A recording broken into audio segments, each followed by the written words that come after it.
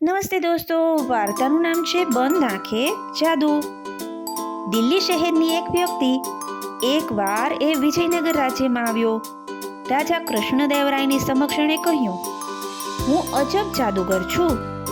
હું જેવો જાદુ કરું છું એવો કોઈ કરી શકે નહીં. મારી તો જોડ મળવી મુશ્કેલ છે.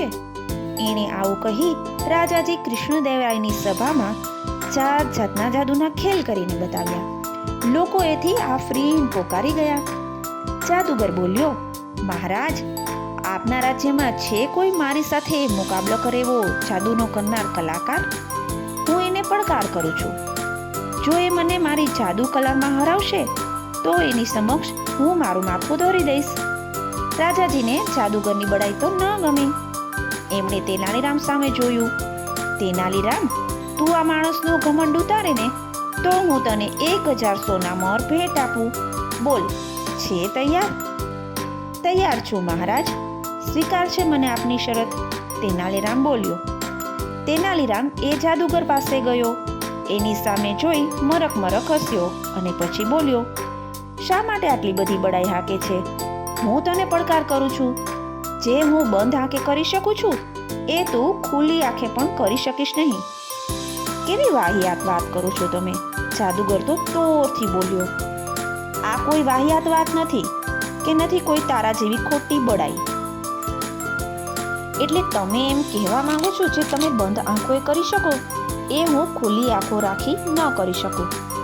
કબૂલ. જો એમ ન કરી શકું તો મારું માથું તમારે હવાલે. જાદુગર બોલ્યો.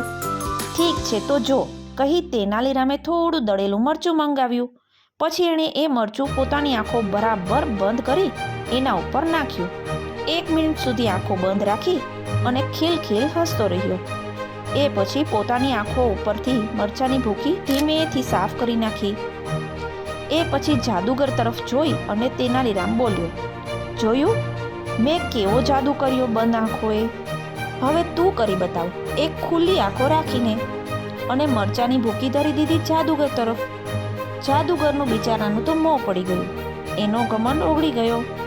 એ બોલ્યો, હું હાર્યો. આ મારું માથું તમારી સમક્ષ હાજર છે. મને તારા માથાની જરૂર જ નથી. હું તો મહારાજ તરફથી 1000 સોના મોહર બક્ષિસ મળવાની છે એનાથી જ સંતોષ માનીશ. રાજાજી તેનાલીરામની જાદુગરીથી ખુશ થઈ ગયા. તેઓએ હસતા હસતા 1000 સોના મોહરની થેલી તેનાલીરામને આપી દીધી. જાદુગર તેનાલીરામની તારીફ કરતો કરતો ચાલ્યો ગયો. નાના દોસ્તો, આવી જ વાર્તાઓ સાથે ફરી મળીએ. ગમે તો લાઈક કરો, સબસ્ક્રાઈબ કરો. આવજો.